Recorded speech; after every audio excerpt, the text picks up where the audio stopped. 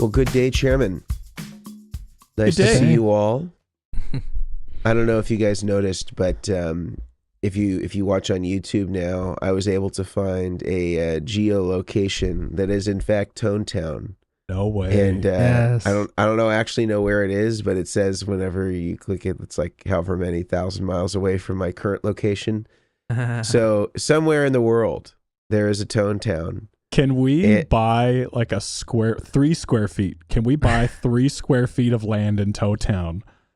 Just so we actually have a physical destination. We could put like a super reputable vintage fuzz in a airtight case in Town. Right. Cemented into the ground. Imagine. That's beautiful. So anyway, from this point forward, we will now tag Tone Town when we are doing our geotag for our YouTube video, because that's where, even if we're not there yet, that's where we're heading.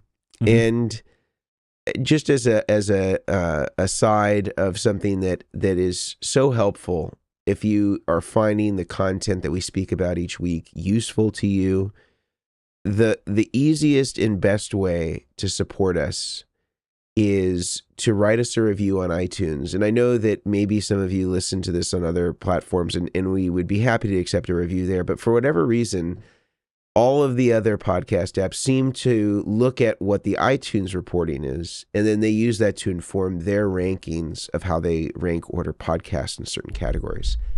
And although we're number one in Bangladesh, shout out to all of our fans there, we want to make sure that we're moving toward number one in other markets as well, potentially the one that you're in.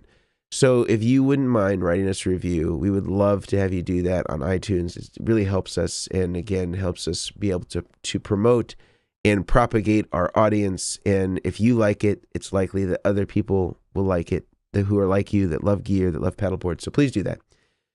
But today I have a very interesting topic to discuss. I know we say that every week, but this is interesting just like the rest of them are.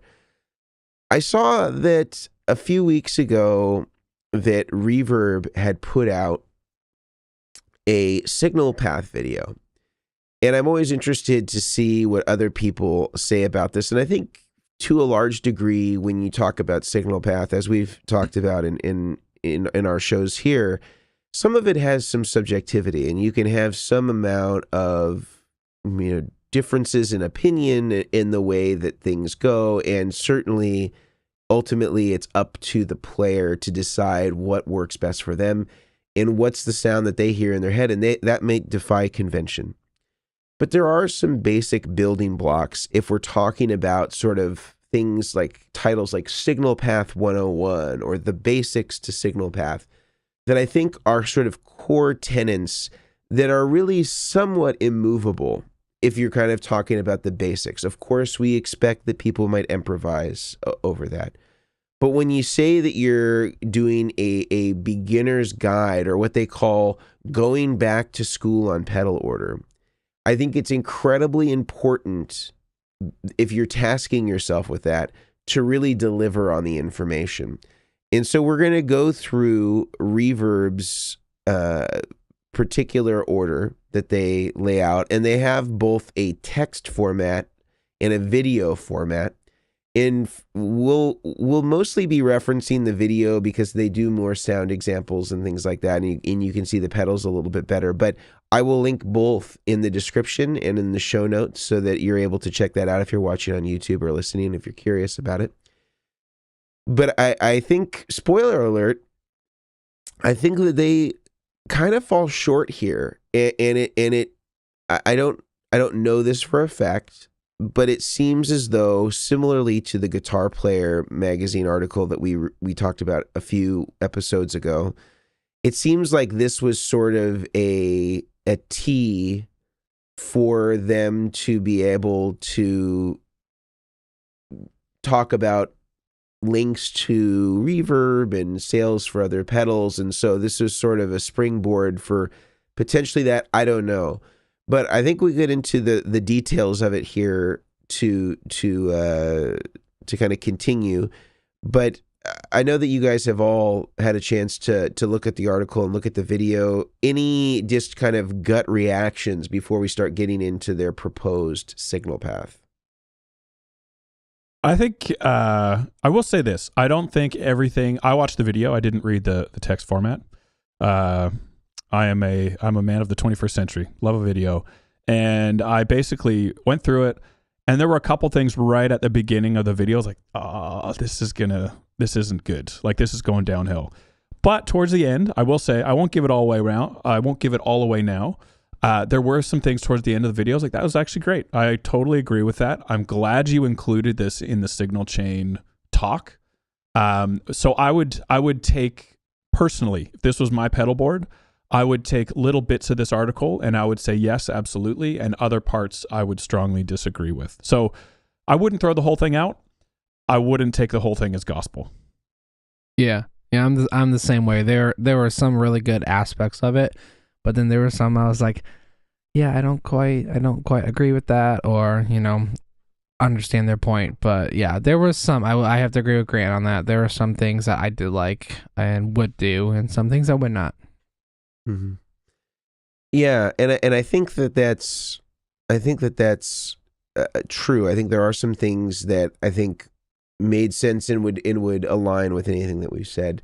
I think the challenge here, just like with Guitar Player, is like there's so many people that read or watch what somebody like a Reverb is doing, because arguably they now own even more of the market share than a Guitar Player magazine, because Reverb has really only been in a digital space, and they seem to really do well at getting information out, of promoting products and things like that. That for a lot of people, whatever it is that they say is pretty much taken at face value. And so I think that puts the responsibility on them as even higher to get this stuff right. And so I'm just sort of surprised that it seems like in some aspects this was kind of phoned in. And this is not talking about the presenter. He seems to do a really good job at sort of relaying the information, whether we agree with it or not, and give some sound examples of kind of each of those effects, which, I think are totally fine and acceptable. And I don't even know that this was something that he wrote or he scripted, but I think just Reverb in general could do a lot better than this. And I think that they left a lot of things on the table and had some missed opportunities. So let's get into it. So I'm gonna share my screen here if you're watching on YouTube, and this is going to give you the best. It's going to give you the best view of it. But let me blow it up. So if you're looking at this, you're seeing the article, and it kind of goes through the same thing that the video will go through, and I'll just pull up the video here.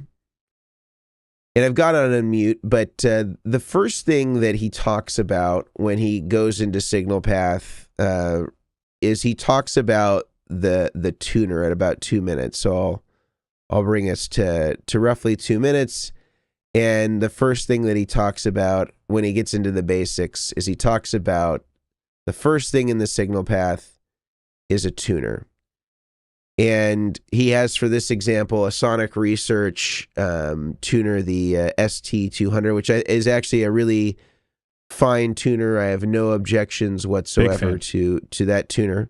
Same. And then he goes into the wah. So as far as the Signal Path, and that's also kind of mirrored here.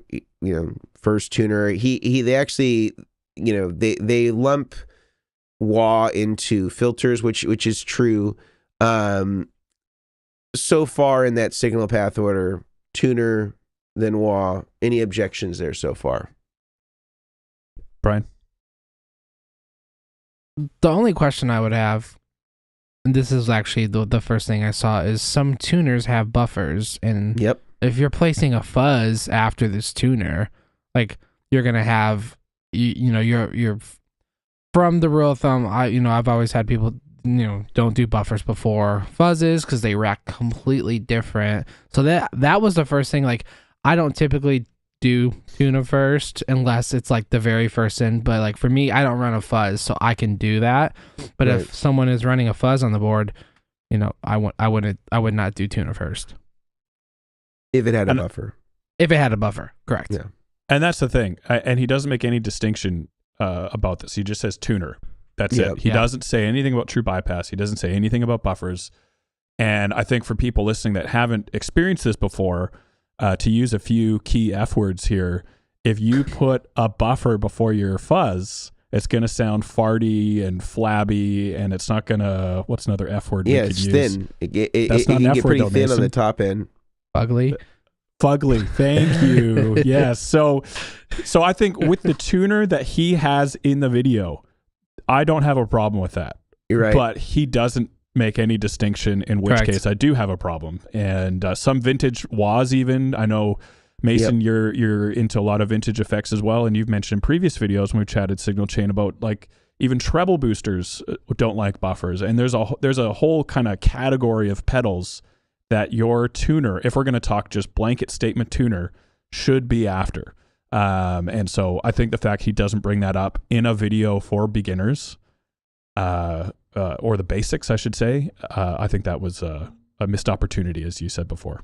Yeah, I agree with this. I think that the wah thing coming next, and even the Crybaby, even if it's a newer rendition of a Crybaby, most wah-wah pedals that are styled after vintage wahs, even if they are not themselves vintage, will generally have some consequence of putting a buffer into them. They won't sound exactly the same. And the intention, just as those pedals when they were made, they were pretty much seeing the guitar immediately, nothing else. And in their suggestions of purchases, on the article side, both of the tuners that they show have buffers.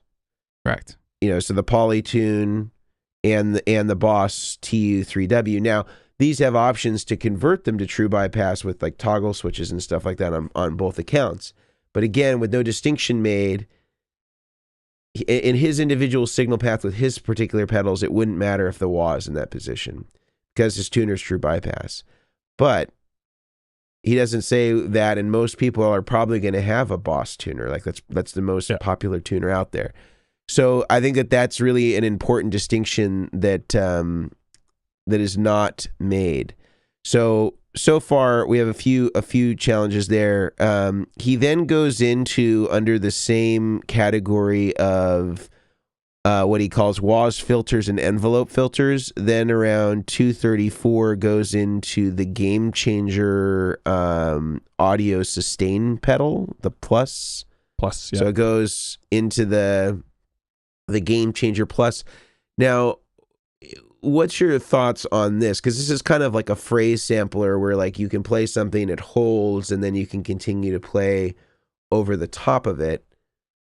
What's your feeling on this in this position, or just this pedal pick in general to exemplify wahs, filters, and envelope filters?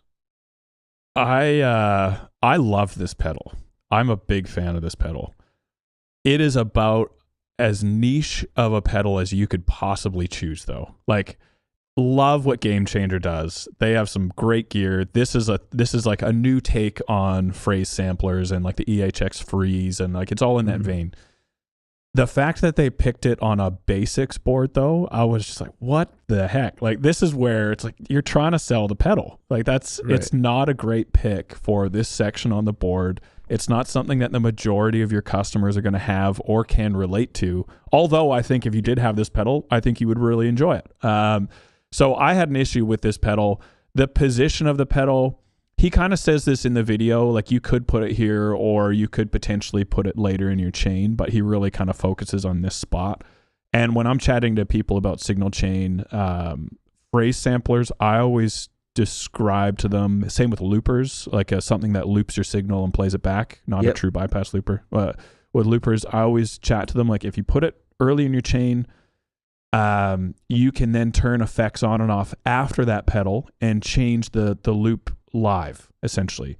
But as soon as you turn a pedal off after the recording, it will take that effect off of the recording in air quotes as well. Whereas if you put the phrase sampler towards the end after a reverb or after a chorus, whatever you record is permanently in that loop regardless of what you turn on and off. And the fact that he didn't touch on any of that, I was a little a little disappointed. Obviously, there's only so much you can touch on in a signal chain video, and it could be hours long.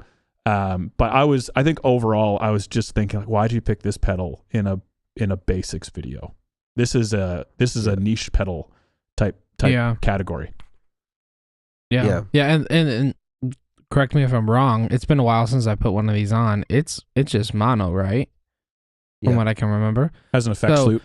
Yeah. Oh, it does have an effects loop. So even if, like, you know, and the effects loop is probably mono too.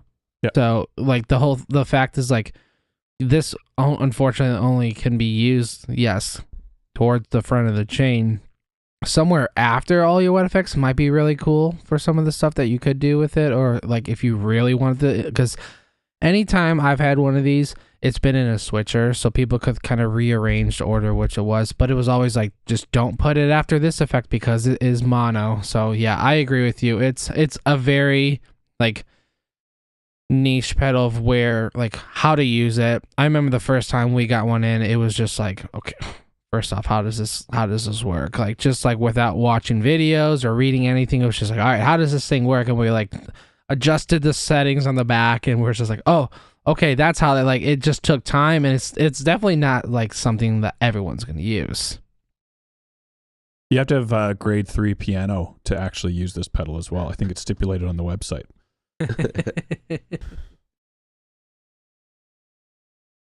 Yeah, well, I think of, you know, this pedal is obviously similar, as you mentioned, Grant, to the EHX Freeze, and mostly when I see people use that, they actually tend to use it almost in a similar place that you might find a volume pedal, because it basically, kicking it on, you have all the dry effects kind of sampled in it, and then you have sort of the delay in modulation, sort of trail stuff happening like after it, like the textural stuff can occur after it. And so I've seen a lot of people use it like that. He says the reason he puts it here is that it requires, or it's optimized with a pure guitar signal. Yeah. So that's part of the reason that he says that he puts it in this particular position. And I don't know that necessarily, you know, in his particular signal path, moving it down a few would hurt anything. I think the only thing that could possibly create a problem here is like the way that the position with which he's using the harmonist pedal, which we can talk about in a minute, which I think is incorrect. But before we go further into this, I want to break for a moment to talk about a few of our sponsors that make the podcast possible every single week. The first of which is our friends over at the Guitar Sanctuary. And if you're not familiar with the Guitar Sanctuary, it is one of the premier dealerships of guitar effects, amplifiers, and guitar instruments in the country, based in McKinney, Texas. All of the boutique items that you can think of as far as pedals are concerned, all of the beautiful custom shops, whether it's from Fender or Gibson or some of the boutique guitar makers, and all of the amplifiers that you can think of, including probably one of the flagship Mesa Boogie stores in all of the country. It is none other than our friends over at the Guitar Sanctuary. And beyond that, our friend Brian Omilion is housed within the Guitar Sanctuary, and any of the gear that you buy there, you can always bring over to him to assemble into a beautiful pedalboard rig for you. And Brian's services are available as well on the Guitar Sanctuary website. Feel free to check them out, see all the different offerings that they have, or say hey to Brian, or request a quote for him to build your pedalboard. They're at theguitarsanctuary.com. And again, just a wonderful, wonderful dealership, great inventory, great selection, great service. I think you're really going to dig it. Secondly, our friends over at Sweetwater have an amazing new program that they have launched at the end of 2022, and it is just steamrolling into 2023, which is their gear exchange. And it is a way that people like you and me can buy and sell used gear, similarly to what you would do on eBay or Reverb. And I really like this site because it sort of combines the best elements of the things that I like about Reverb and eBay, combined with something that's a little bit more, I don't know, grassrootsy, like a Craigslist. And I find that you can find amazing deals there. I find that it is a really easy system to work with. And moreover, I think the really cool thing is that they allow you to save all your seller fees that you would ordinarily pay by selling gear on these sort of third-party sites. You don't have to pay any seller fees so long as you take all of your profits and put them on a Sweetwater gift card. And if you're somebody like me who's regularly shopping at Sweetwater, this is a no-brainer. Saves on those fees, which can really add up when you're talking about 3% for credit card and so whatever percentage just for listing. It just adds up very quickly. And this is a good way to save on all that, especially if you're going to be buying more stuff from places like Sweetwater, which again have amazing service and have a great selection of gear. So I highly recommend that you check out our friends over at Sweetwater's Gear Exchange. And you just go to sweetwater.com/used. You can create an account. You can start buying and selling right away. And I've had some wonderful experiences and been able to get some great stuff. So I really, really appreciate this service. And I'm really excited to see how it continues to grow and evolve as it continues to gain more customers and more people using it, more users. So check that out. Sweetwater.com/used. It is a Sweetwater Gear Exchange. Now let's get back to the article.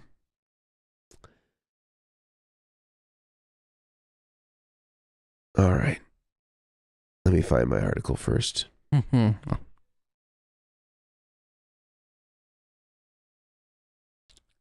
This always happens to me when I like unshare the I think it's the curse of Zoom, where it can be really hard to find your window again. Yeah, I don't know what the heck happened to it. It makes me feel a little bit better that I'm not the only one, because whenever it happens to me, I'm like, I'm getting old. I can't even find my window. Like, it's not just grandma. I found it. Here we go. All right, so we were at the Game Changer Audio, and we were talking about and this again was lumped into filters. I don't know that I would consider this a filter. That was the other thing. Would you consider this in line with WAS filters and envelope filters? I mean, you might be able to make a case for it being dynamic, but at the same time, I just don't see it. I think this is a pretty flexible pedal as far as signal chain goes. Yeah. And I think it needs to be treated as such. I think this is a pedal you need to think, what do I want to be recorded on this micro loop that is repeated, in infinity? And I think you need to adjust your signal chain accordingly, whereas filter pedals would be a bit more, you'd be a little bit more picky where you put those in your signal chain. Yeah. All right. I agree. Let's move on to the next one. The next pedal that he goes to after the Plus is the Keeley Compressor Mini. And this is, I guess, just under compressors. Generally, I don't have any objection to this position. I mean, let's just kind of remove the Game Changer pedal for now. I think that this is probably where you would put a compressor in this context if you're kind of using something that's just a pedal-based style compressor. No objections to this placement. What about you guys? I'm surprised, Mason. I thought you were going to have an objection here. I feel like I'm starting to get an idea of what you guys like in signal chain, and that surprises me to hear you say that. But maybe if I can make some assumptions, Mason, correct me if I'm wrong on your opinion here, you would put more of a studio-style compressor in a pedal format after gain stages. Is that more accurate? Because personally, on my board, this is where I typically put a compressor. I'm not opposed to putting it after gain, but this is usually just where it ends up based on feel and sound, and I just like it. Yeah. But I know that in the past you've chatted about compressor after gain stages. Yeah, so I would say that the place to put compressors, if you want it to be like a pedal style compressor, like this is like based on a Ross, that was always a pedal style compressor, or an orange squeezer that was like a module plug-in that would go into the guitar. For those types of compressors, putting them up front makes sense because that's kind of what they were designed. That was what the intent was. But if you're using something like an 1176 replica or an LA2A, like a Cali compact, those really should be, if you're treating them like a studio compressor, they would come after the gain, because ordinarily you wouldn't hit the compressor until you got into the mixing board. So this is just kind of a difference in how you might run it. But for this type of compressor, This is where I would run it if you're running a Ross. That's what Nice. the Keeley is based on. So no objections there. What about you, Brian? Yeah, I mean, it depends on the compressor. Typically, like I don't have a compressor right now, but a lot of times when I have a compressor, it is after drives. But it all kind of comes down to the type of compression that you're using. Some of them sound really great before drives. Some of them sound really great after drives. You know, the great thing with switchers and stuff nowadays, you know, anything, you can just kind of move the order around and kind of see how pedals react. Because any way you change your order, those pedals are not going to react the same way and when you start stacking other stuff. So, this placement for this compressor, I think, is great. If it was another compressor, I might put it after drives. Okay. All right, but I'd say overall, we don't have any objections with this particular item in this order. He then Correct. goes on to 408. He goes into this pedal. Now, this is where it gets a little weird. Next in the order, he says, and just to recap, we've had tuner, wah, the Game Changer Plus sustain pedal, compressor, and then he says pitch shifters, synth pedals, and more.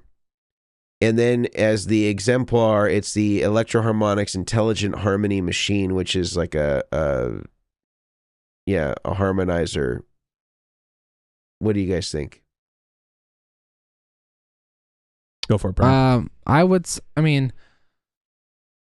always put these kind of things more towards the front. I wouldn't put it after a compressor. I would probably put it before. You know, that I don't do a lot of these pitched synth pedals. I mean, I did one for a keys board because he did synth and stuff. So it worked out great wherever kind of he wanted it. But for me, any of these pedals, I have been requested or I've typically recommended it closer in the front of the chain. Depending, I mean, it wouldn't be before fuzz or anything, but it wouldn't be this far down the chain personally. And my logic here, especially with synth pedals, and I think this would probably still apply to the Intelligent Harmony Machine, but with synths especially, in my conversation with customers is like, do you want this to act like, let's say you're playing guitar into your synth pedal, just as a very basic example. Do you want the synth to now be your instrument? Like, are you now a synth player in essence? Or Right. Are you just trying to add a little bit of that synth touch and you still want the characteristics of the guitar to really be the main thing? And 9 times out of 10, like when the synth pedal is on, I want it to be my instrument. I want it to act like that. In which case, I tell them, okay, let's try and get it as close to the front of your chain as possible.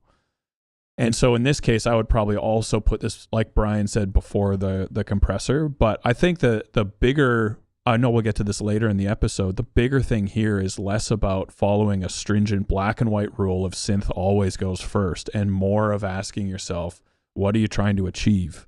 And let's tailor your signal chain to suit your end goals. And I think that would be no different here as well.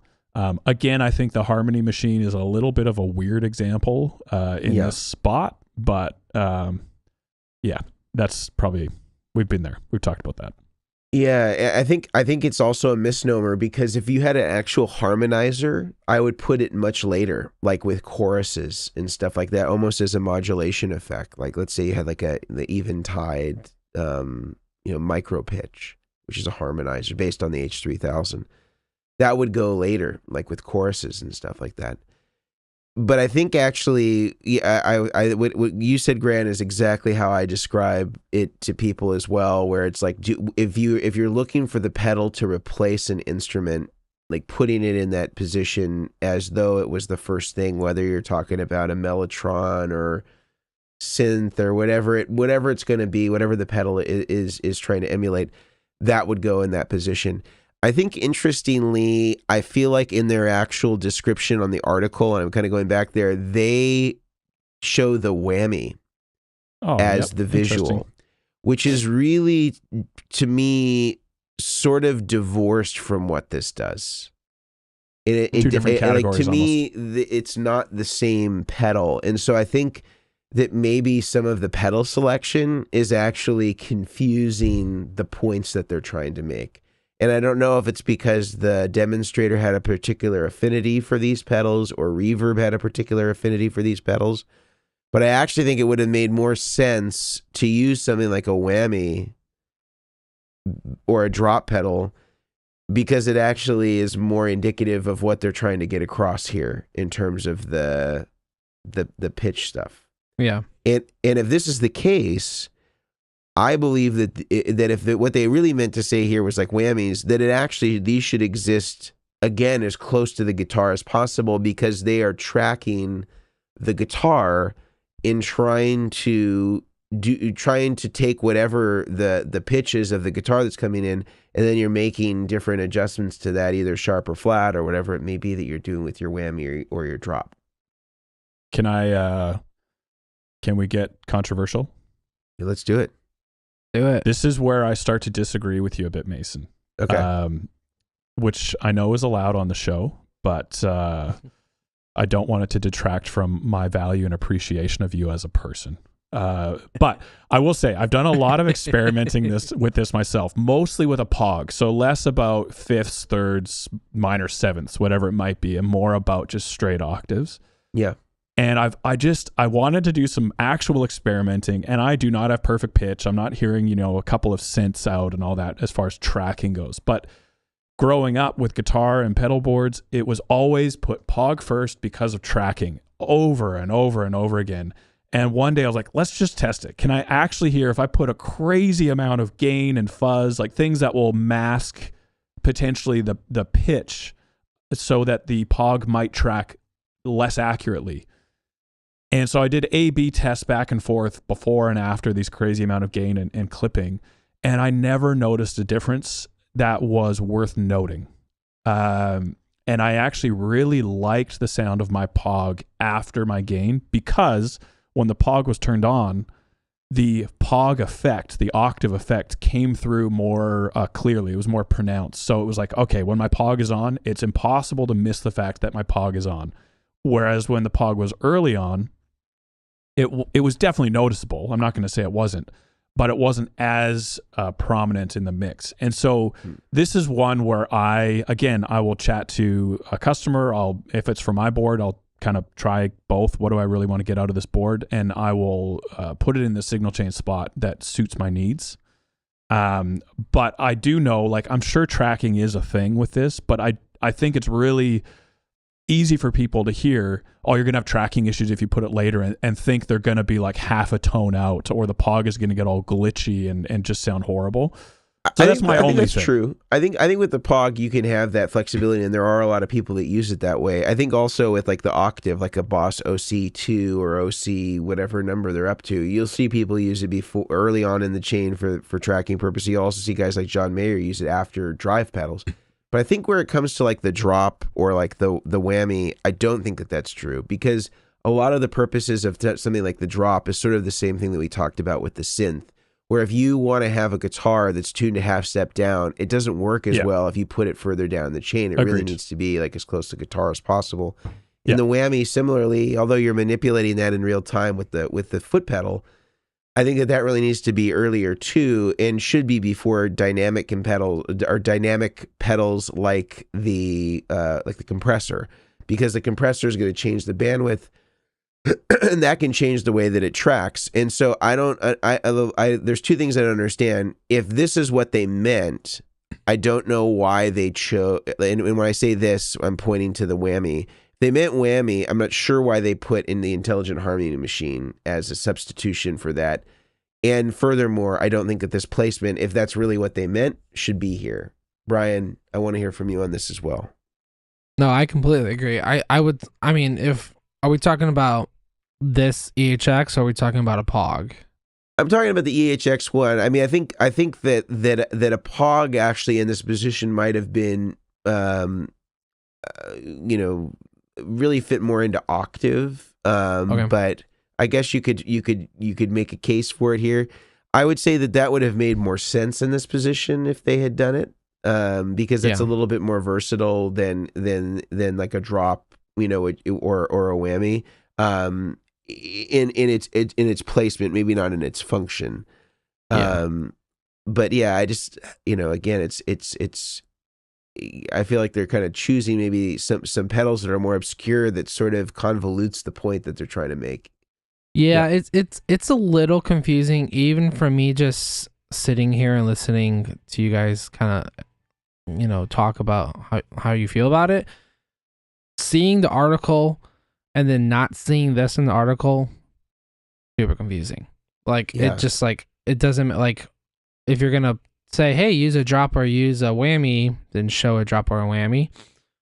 Maybe that was an oopsie on them or something. But I also think that this is definitely one of those pedals that is not like as well known to a lot of people. So maybe that's a bit of a showcasing it there, trying to show it off.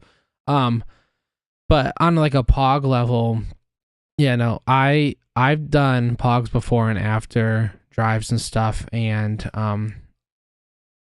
I've done them after and I've really liked it, but I've done it before too and I've liked it. So there's kind of depends on how much of a presence you want out of that pedal that you kind of have to determine, because so much of this is so much by our own ears. I like how you like overdrive combinations, in what order and how they stack. The same thing with this kind of stuff. But for this exact area, the drop or the whammy would have been the drop or the whammy would have probably been a little bit better of a highlight in the video, because it is a good placement and I've done that before. But something like this, it just seems kind of out of left field that they showed it. And before we move on to the next pedal, do we want to break for just a moment, Brian, so that you can tell us about some of our amazing sponsors? Absolutely, yeah. So, we all, we say it every week, we all, we're building, and you need to get, your pedal supplies or your, for building a board or your platforms, your cabling from somewhere, and Creation Music Company is all of our go-to for plugs, cable, flatboards, bridges, extension feet. They do pretty much everything that I need, actually everything, to complete a board. And as we've all said, if I don't get at least 5 orders from Creation in a week, then it's a slow week, and I have 3 coming in today. So it is already a very busy week.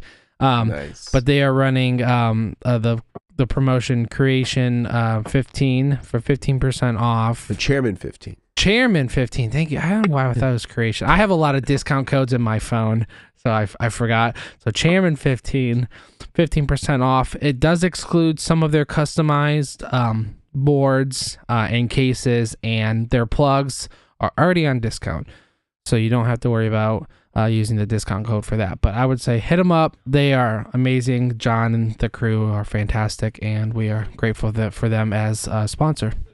Agreed. Great. Yeah, get yourself some plugs, some great supplies. Chairman 15, get that discount, and that's 85% away from free. So, as we like to say on the show. Yeah. I do like that. Yes. Yeah.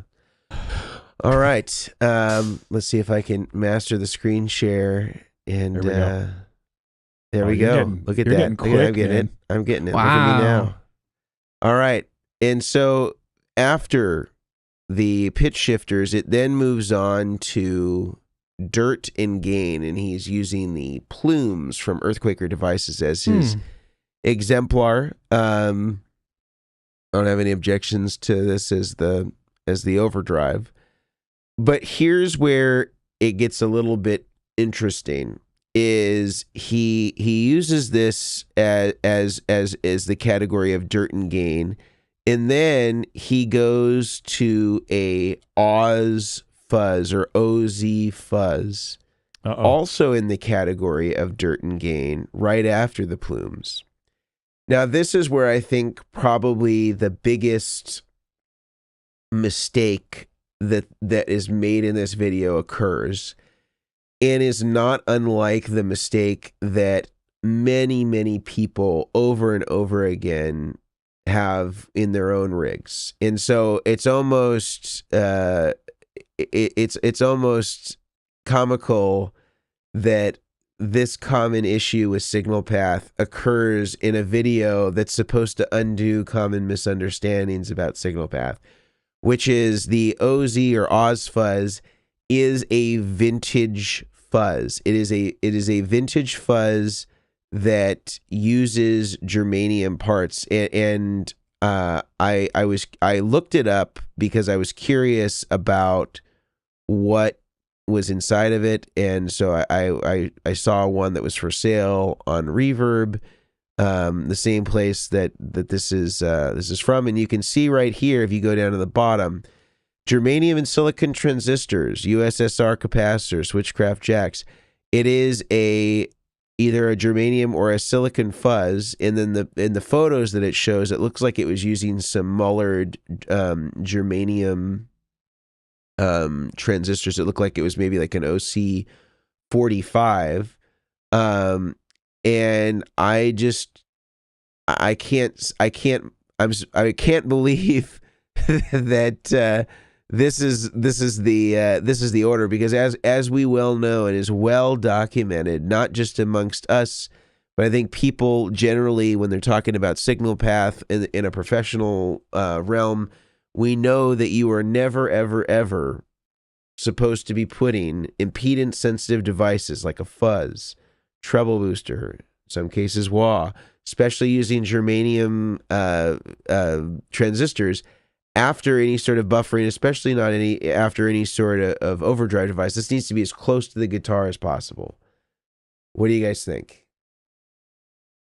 Grant, there's not much else to say. I mean, yeah, I was shocked. Mason, I'm surprised you're not screaming and trashing your computer and breaking necks off your guitars right now. Like, this is kind of rule number one about pedal boards. You know, if there's a whole lot of rules that we have chatted about and will chat about in today's episode that are flexible. Like, signal chain of the majority of your pedals is up for grabs. This is not one that's up for grabs, unless you are after a choked, like we were talking about earlier, a choked sound on your fuzz that isn't responsive, sounds flabby, and just not pleasant to the ears. So I'm sure someone out there is saying, well, I love the sound of a buffer into my vintage fuzz, and all the power to you. This is a great place for it. For everyone else that's trying to get a responsive dynamic sound out of their rig, this is not where you put a fuzz pedal. You need to put it, like you said, at the beginning. So I was surprised, to say the least, and it discredits the rest of the video and article because of this one statement, in my opinion. Well, I'm wondering too, it actually doesn't in the article side,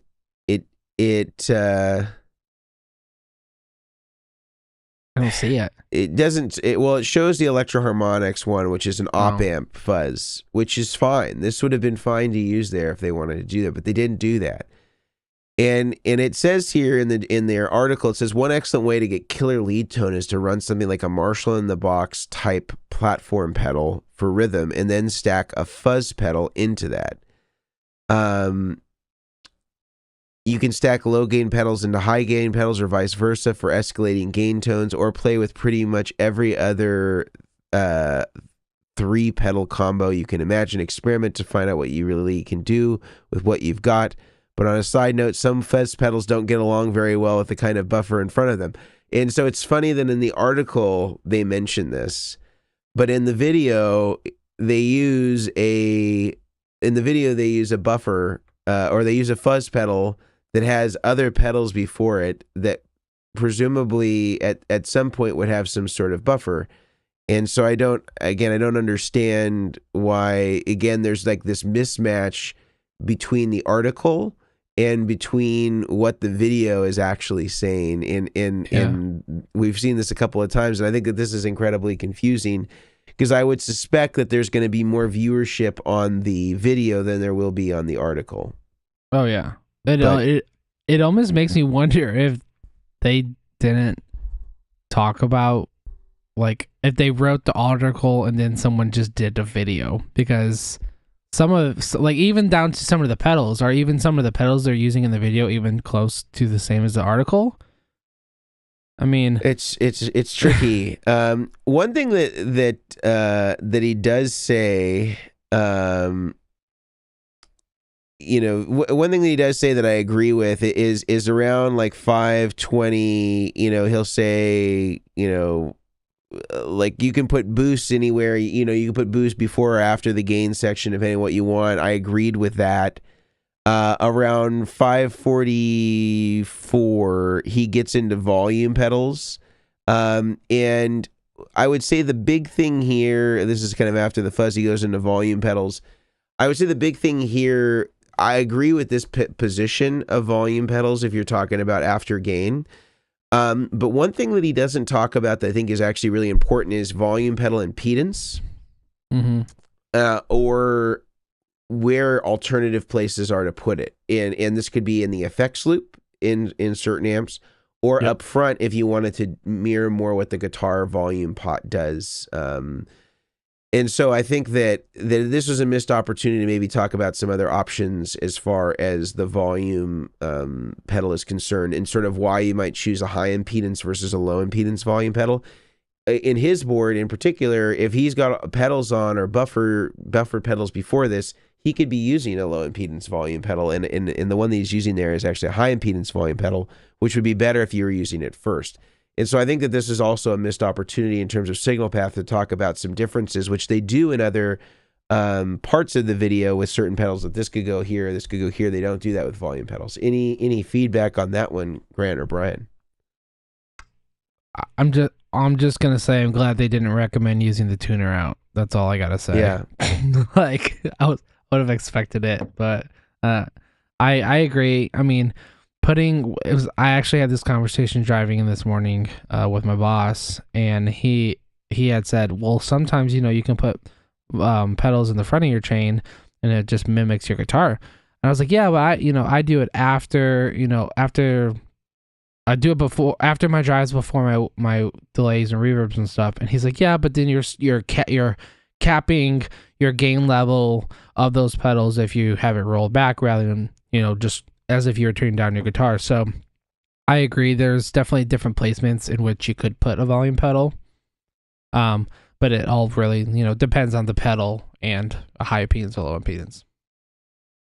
Yeah, I don't think I have much more to add to that. I think you guys have covered it. Okay. All right. Do we want to move on to the next pedal, or do we want to break again for another one of our amazing sponsors? You know what, Mason? Let's break, but I've got two for you. Oh, better than one sponsor. twofer. It's a twofer. So the first one is monocreators.com. I know a lot of you guys listening have heard about this company before, and if you've heard about it, I know you love them because they make incredible quality gear, both in guitar cases, backpacks, pedalboard cases. They do some of the best soft bags around, both for the pedalboards and guitars. I've joked in the past, Brian has their whole lineup of backpacks for different occasions. One for date night with the wife, one for playing a gig, one if he's going around the corner for a coffee. You got our diaper bag. We got a diaper bag. Thank you. That's one I haven't thought of yet. And Mono makes sure that everything, you know, shows up intact, protected, and good to go. Mason uses their double gig bag. I use their pedal boards and love how much room there is underneath to place power supplies, junctions, pedals, whatever you don't need instant access to on top. So big fan of monocreators.com. Use the code Chairmen, CHAIRMEN, and get 10% off your order. Great company. The other one I want to tell you about is Besttronics, or BTPA.com. They are big enough to have all the pedal board and gear supplies you need, but small enough to offer you professional and tailored service. So if you're going to BTPA, just ask for Brad. You'll be glad you did. And you can use the coupon code DACHAIRS, DACHAIRS, and you will get 10% off your order at Besttronics as well, which is BTPA.com. for some incredible gear and supplies. I gotta say, I'm gonna go try to start a petition that Mono makes a suitcase that I can have matching suitcases. Big roller suitcase, maybe a little one. I'm just saying. Yep. I love, but it wouldn't be Mono. It would be like Duo. Maybe maybe a T-shirt that goes along with it if you have all the Mono gear, and you could just say, "I've got Mono fever." And you could just walk through the airport with that. But even that T-shirt would have multiple zippers because it just has so many pockets. It's just like, I could fit so many things right here. I could put snacks right there. Yep. Great. I agree with that. I agree. Yeah. Okay. Yeah. Let's see what they say. All right. So let's kind of wrap some of this stuff up. So after the volume pedal, I feel like there's a lot less objectionable stuff. Yeah. They go into modulation next, which I think is the right move. They have a Boss CE2W. I don't think that there's any objections here that any of us would have. And he also talks about this could be tremolos, vibratos, chorus, could all be things that would go here. Flanger. He mentions flanger and phaser as kind of like two other things, and he actually has a phaser a little later on. I disagree with this position, but I don't think that it's indefensible like some of the other stuff that he said. I think that the position of phaser and flanger, if we're talking about classic use cases like a Van Halen or like Howard Leese on Barracuda, those are generally before the gain because they were using the amp as the gain. And so those modulation pedals were closer to the guitar before the overdrive and gain and distortion section, just like how Van Halen used them in front of a gained up Marshall, not after. So I would suggest actually putting these before your gain section, like in particular phase and flanger. But the chorus, tremolo, vibrato, I think is fine after. This would also be early on in the chain, could also be like univibe. But this is could be a taste thing. So there could be a case to be made to put it where he put it. But I would just put that as an aside. And I would probably, to be honest, I'm not a huge phaser flanger guy. If I was to use it, I would probably be more inclined to put it after the gain for my board, mainly because if I turn it on, I want to know it's on. And if I want it subtle, I'll just turn down the mix or whatever, the blend, whatever it is for that pedal. But totally agree. It's a flexible taste thing. And I think if the use case is I want to sound like Van Halen, you're not going to put it after your gains. You're going to put it before. Correct. But I do not want to sound like Van Halen, nor can I. So I put it later in the chain. Yeah, I completely agree. It's very flexible in the chain. More often I see it closer to the beginning of the chain than do I see it after. But there are some rare circumstances where someone's like, no, so often it's like, well, just tell me where the best place is to put this. And it's never just like, oh, just put it here. It's like, what are you trying to achieve out of that? Like you always say, those questions, what are you trying to achieve out of it? What's the type of tone you're going for? Oh, there's all these questions. And, putting in the very front of the chain versus putting after drives, like before or after drives, it will drastically, it could sound different, but, they both sound amazing. So, yeah, I mean, I get more of pre-drives, but it also does sound really great post-drives.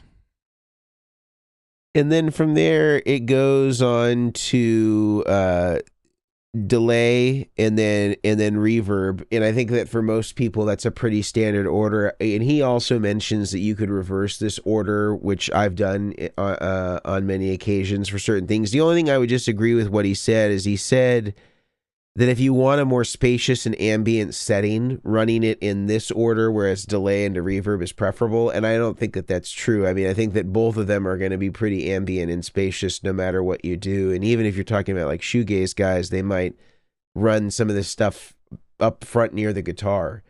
And we'll get some really ambient and spacious tones. So I don't know that I would necessarily qualify any order as being more ambient or spacious. I think really the only difference if you reverse the order of delay and reverb is do you want the reverb on every delay trail or not, and that's the main differentiator that I would say between these two. And we have Oakley here Chairmen. to help us 3.5 finish off. Yeah, Oakley, and he brought his brush with him. Yes. There we go. He's well groomed. Yes. Look at that, Oakley. That's his tone brush, right?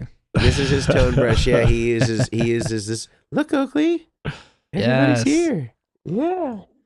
They're here to see the number one baby in tone. Love it. Yeah. I actually will say on the delay into reverb into delay, I did a video on this a while ago on YouTube, just being totally honest, saying like, I'm running my reverb into my delay into reverb, changing the order. And on the videos, like, I can't hear a difference.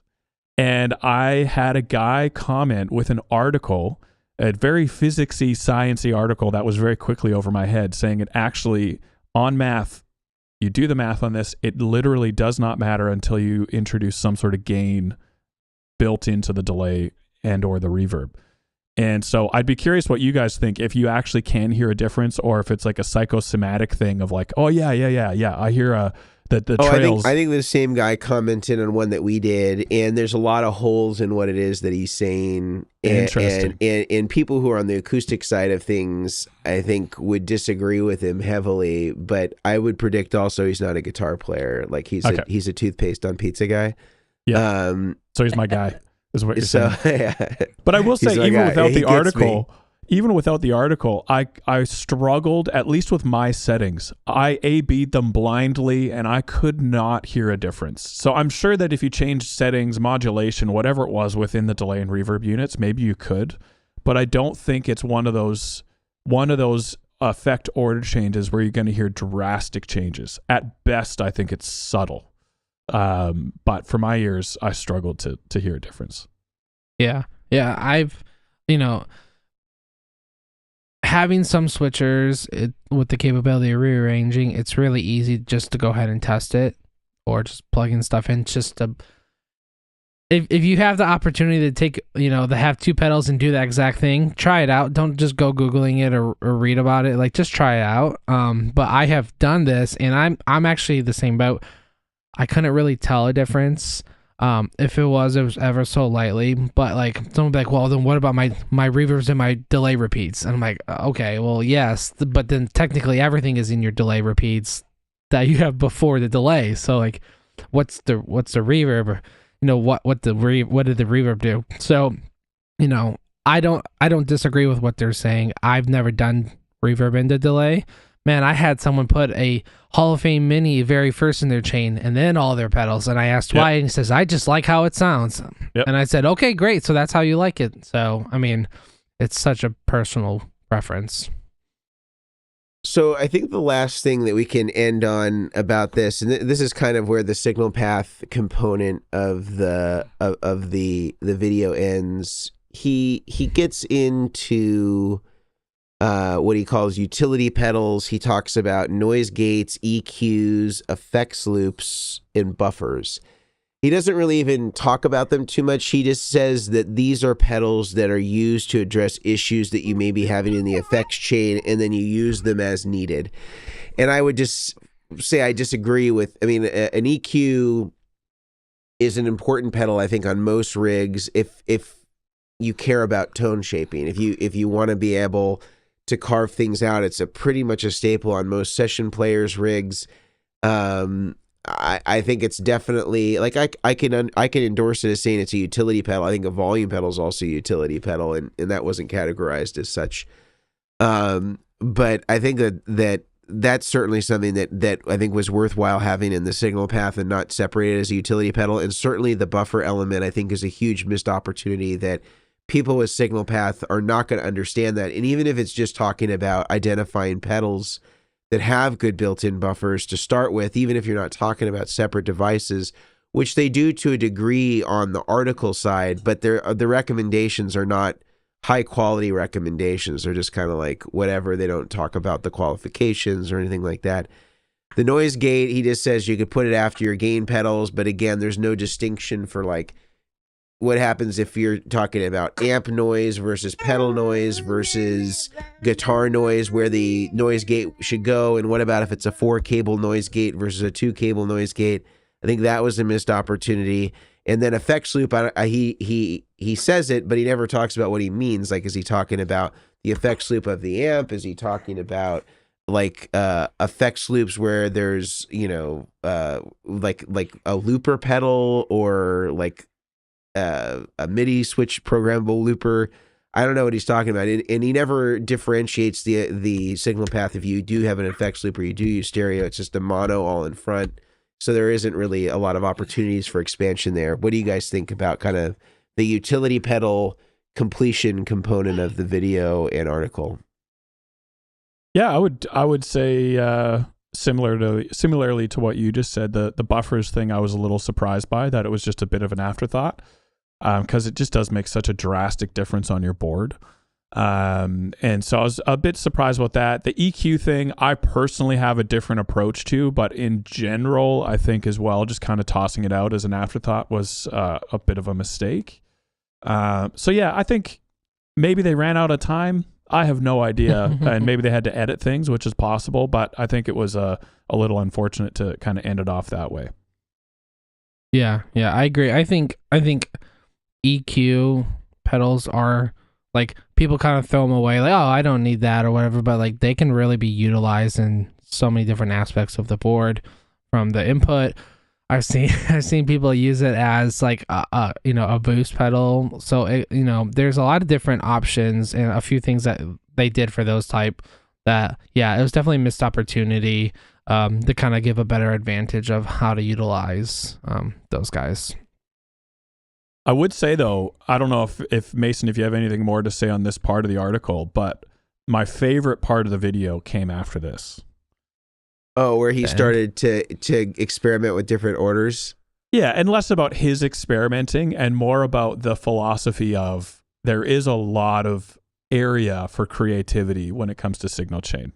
And I love that he spent some time talking about, like, try and break the rules, see what happens, and see if you can kind of personalize and tailor your sound. And I think the biggest lesson there, in my opinion, which a lot of people just want a quick, easy answer for, which is a mistake in my opinion, is that I think you need to spend time with your pedals, your pedal board, mess around with the order, and put in the time to find what you really like and what your ears like. Even if you end up with the following the rules type of signal chain, you'll know why, and you'll have the experience to back it up.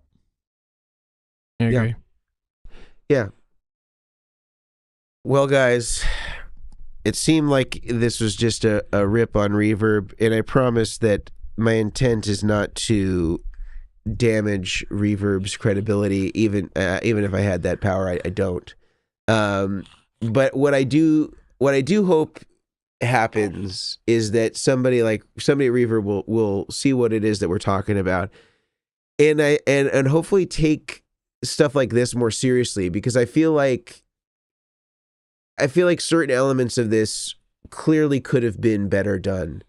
And I don't think that it would be hard for them to find somebody that would be able to really get them on the right path with this, whether they asked you or Brian, you Grant, you Brian, me, or any number of pedalboard rig builders that would be happy to collaborate with Reverb on this sort of thing, and tell them, again, there is some subjectivity, but I think that there were some really basic things here that were missed. It kind of shows me that maybe they didn't really do their homework as far as the quality of information here, and they are a trusted source. And so there's going to be people now that are going to be putting germanium fuzzes after their overdrive pedals, and they're going to think that that's the way that it should be. And then there's all this conflict with the article. It was like, as Brian said, I don't think that they were written and recorded in sync with each other. And so it seems like they're almost in conflict with some of the things that they suggest, the way that the signal path works, the pedal choices that represent those types of pedals. It's just kind of all over the place.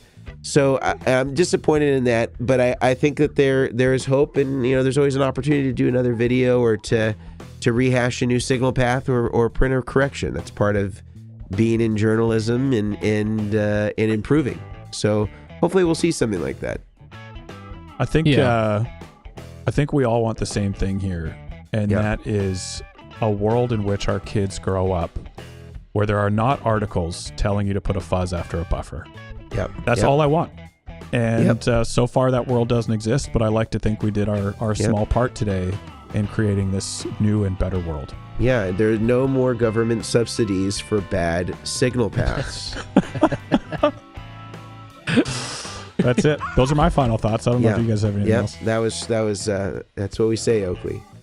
I would just add to it all comes down to doing research. It's not taking just this one article and running with it, and like reading this article and throwing out your entire board and starting from scratch. Like, don't do that. Like, You read this article, search another article. It's like any of us going, like me, I'm car shopping right now. So I did not see the first car online and go, yep, I'm buying that one. I searched 20 different sites and I looked at 20 different reviews and I asked people about it and I drove that car and I drove other cars before I'm going to go spend the money or drastically make the changes to whatever, like this would be a board. But I would just say it always comes down to doing your research. It's your money, you gotta just choose how you spend it. But it's it's hard work what you've done to get the money. So just doing your research to understand what you're doing, why you're doing it, and how you're gonna do it. So. Yep. All right. Well, with that, Chairman, we will complete for today. Thank you for being here. Thank you for watching. And Brian, if you need a good car, Grant's selling a Mazda Miata, so just a heads up. I'm not selling. I'm not selling, guys. That was a mistake. I'm holding on to this thing for life. All right, guys. See ya. All right. See ya.